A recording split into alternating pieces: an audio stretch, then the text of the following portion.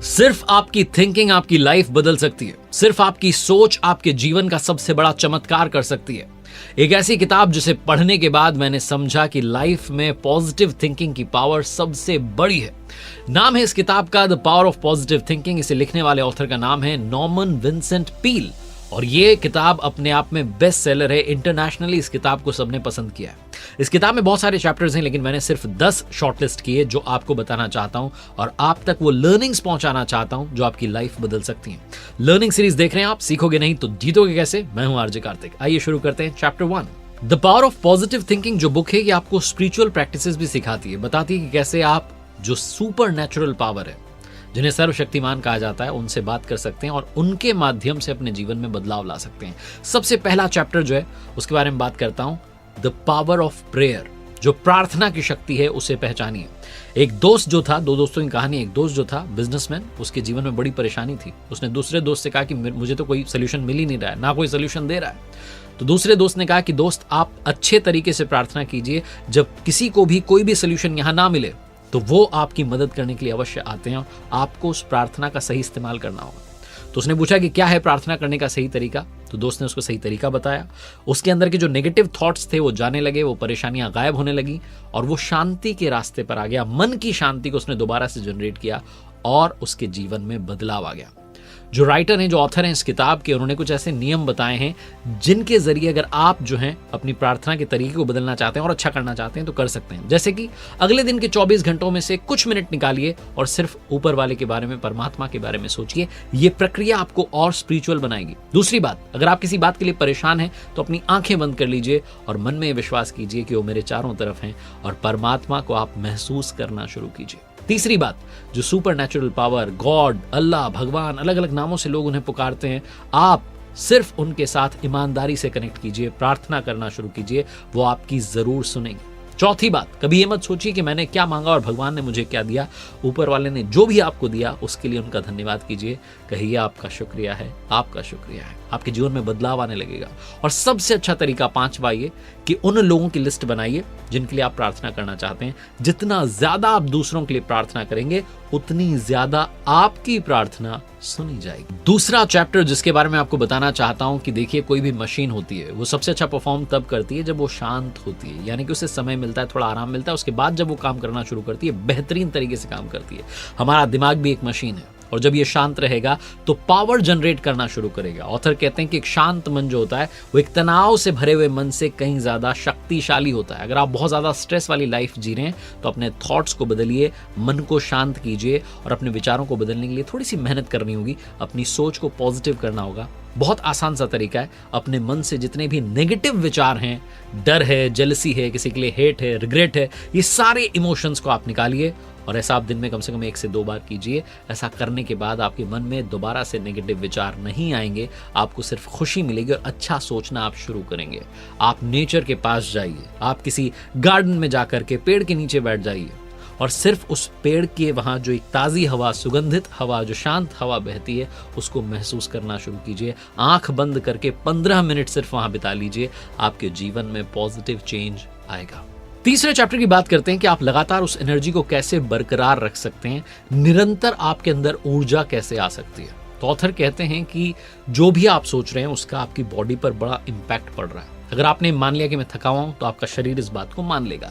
आपके मन के अंदर आप विश्वास भरना चाहते हैं तो एक एनर्जी जनरेट करनी होगी। अपने आप को एनर्जी से भरने के लिए आप मंदिर जा सकते हैं, चर्च जा सकते हैं, मस्जिद जा सकते हैं, गुरुद्वारे जा सकते हैं और जाकर के वो जो परमात्मा से शक्ति आपको मिलेगी, ऊपर वाले शक्ति मिलेगी, उसे लेकर के आ सकते हैं। क्योंकि जो एनर्जी है वो ऊपर से ही हम तक पहुंच रही है, चाहे वो इलेक्ट्रिसिटी की पावर हो या स्पिरिचुअल पावर हो। जो एनर्जी है उसे जनरेट करने वाले वही हैं जिन्होंने इस प्रकृति को, इस ब्रह्मांड को बनाया है, जो इसके रचयिता हैं। तो आपको बस उस एनर्जी के कांटेक्ट में आना है जो कि इस एनर्जी को, दुनिया को चला रही है। चौथा चैप्टर कि आप अपने अंदर हैप्पीनेस कैसे क्रिएट कर सकते हैं, खुशी कैसे आप जनरेट कर सकते हैं। अगर आपसे पूछूं कि कौन डिसाइड करेगा आप खुश हैं कि नहीं है, तो आप कहेंगे सिंपल सा आंसर है, हम ही डिसाइड करते हैं कि हम खुश हैं कि नहीं है। आप अपने लिए खुशियां खुद ही तैयार कर सकते हैं। दिक्कत क्या है कि हम आसपास हमेशा सिर्फ नेगेटिव ढूंढ रहे होते हैं, खुश रहने की कोशिश ही नहीं करते, ग्रैटिट्यूड को मिस कर रहे होते हैं, आभार प्रकट करते ही नहीं है। हमें लगता है कि हमारे पास जो है बहुत कम है, लेकिन हम भूल जाते हैं कि दुनिया में बहुतों के पास वो भी नहीं है जो हमारे पास है। तो आप सिर्फ उसकी लिस्ट बनाइए जो आप तक पहुंचा है, उसके लिए शुक्रिया अदा करना शुरू कीजिए। आप खुश रहेंगे, आपकी फैमिली खुश रहेगी, आपके फ्रेंड्स खुश रहेंगे, कुल मिलाकर के आप एक खुशनुमा माहौल तैयार करेंगे। जो खुशी की बात मैं कर रहा था, आप उसके लिए एक थॉट कंडीशनर उन्होंने प्रैक्टिस बताई, उसका इस्तेमाल कर सकते हैं। आप लिस्ट लिखिए, एक बनाइए लिस्ट जिसमें लिखिए क्या क्या चीजें आपको खुश करती हैं। अब 5वें चैप्टर की बात करते हैं कि फ्यूमिंग और फ्रेटिंग को आप बंद कर दीजिए, यानी कि नाराजगी, तनाव, गुस्सा, इस सब को बंद कीजिए। अगर आप लाइफ में वाकई पीस चाहते हैं तो गुस्सा करने की आदत को छोड़ दीजिए। जो लोग जीवन में ज्यादा गुस्सा करते हैं बहुत कमजोर हो जाते हैं, बहुत वीक हो जाते हैं और ज्यादा बीमार हो जाते हैं। आप तभी खुश रह सकते हैं जब आपकी ब्रेन शांत है, आपका दिमाग शांत है, और बहुत ज्यादा जो गुस्सा है आपको इमोशनली वीक बना देगा। इसलिए आप चाहे जितने बिजी हों, 24 घंटे में से मात्र 10 मिनट 15 मिनट आपको उस पीस को, उस शांति को महसूस करना है। अगर आप दिन में एक बार भी ये प्रैक्टिस करते हैं तो आपको अपने अंदर शांति का एहसास होगा और आपको लगेगा कि आपके अंदर हर नई चीज को करने का एक्साइटमेंट बढ़ता जा रहा है। इसलिए गुस्सा करने की जो आदत है उसे बिना देरी के खत्म कर दीजिए। 6ठे चैप्टर की बात करता हूं। 6th चैप्टर कहता है expect the best and get it. आप सिर्फ सर्वश्रेष्ठ की उम्मीद करें और पालें। उसके लिए बड़ा सिंपल सा फॉर्मूला है, आपको अपनी बात पर विश्वास होना चाहिए। और मैं कहता हूं सिर्फ विश्वास नहीं, संपूर्ण विश्वास होना चाहिए, क्योंकि विश्वास में वो ताकत होती है कि आप जिस चीज के बारे में सोच लेते हैं उसे पा लेते हैं। उम्मीद रखना सीखिए, ना कि शक करना। हमें शक होता है कि पता नहीं काम होगा कि नहीं होगा। आप सिर्फ उम्मीद रखिए, विश्वास रखिए कि काम करके दिखाऊंगा, और वाकई में आप करके दिखाएंगे।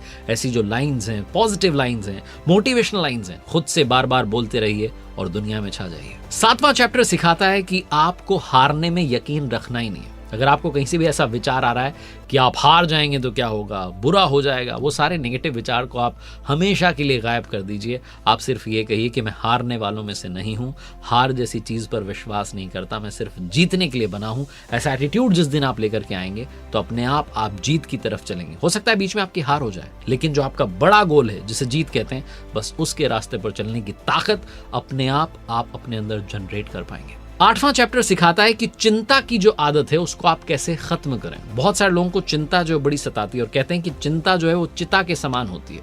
अपनी चिंताओं को खत्म करने के लिए आपको रोजाना अपने दिमाग को खाली करना होगा। खास तौर पर जब आप सोने जाएं तो उससे पहले सारी चिंताएं छोड़ दें, और उसका बड़ा आसान सा तरीका है कि आप ऊपर वाले को धन्यवाद अदा करें और कहें कि आज का दिन मिला, हर पल मिला, हर श्वास आई, उसके लिए आपका धन्यवाद। अब बाकी सब आपके हवाले। सारी चिंताओं को छोड़ करके जब आप सोने जाएंगे तो आप एक अच्छी नींद लेंगे और अगले दिन के लिए बेहतरीन तरीके से तैयार होंगे। अब बात करते हैं 9th चैप्टर की, जो मुझे बड़ा अच्छा लगा, और वो कहता है कि पावर, आप अपने अंदर वो पावर जनरेट कर सकते हैं जिससे आप अपनी पर्सनल प्रॉब्लम्स को भी सॉल्व कर सकते हैं। अगर आप अपनी परेशानियों को सॉल्व करना चाहते हैं तो ऊपर वाले को, प्रभु को, ईश्वर को, भगवान को, अल्लाह को, गॉड को, जिस नाम से आप उन्हें पुकारते हैं, उन्हें अपने फ्रेंड के रूप में देखिए। अपने फ्रेंड के रूप में जब आप देखेंगे, अपने दोस्त के रूप में, सखा के रूप में देखेंगे, तो आपको लगेगा कि आप हर बात उनसे शेयर कर सकते हैं।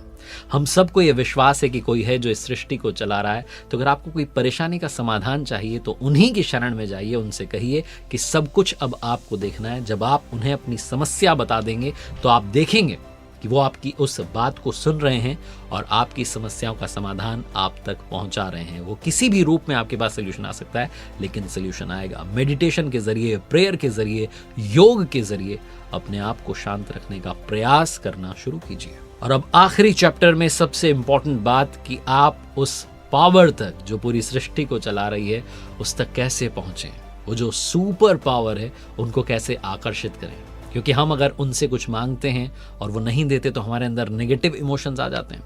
मैंने कहीं पढ़ा था कि आस्था की परीक्षा तब नहीं होती जब भगवान हमें दे रहे हैं, आस्था की परीक्षा तब होती है जब भगवान हमें नहीं दे रहे हैं, तब भी हमारा विश्वास बना रहे, तो वही सच्ची आस्था है। अगर आपको कुछ हासिल नहीं हुआ, कुछ नहीं मिला, तो परेशान होने की बजाय इस चीज पर फोकस कीजिए कि कहां कमी रह गई, क्योंकि कमी शायद आपके प्रयासों में रह गई, आपकी प्रार्थना में रह गई। एक ऑप्टिमिस्टिक अप्रोच लेकर के आइए, एक पॉजिटिव अप्रोच लेकर के आइए, और जब आप देखेंगे कि आप सब कुछ करने के लिए तैयार हैं तो हार क्यों रहे, तो फिर इसका सवाल का जवाब प्रभु से मांगिए।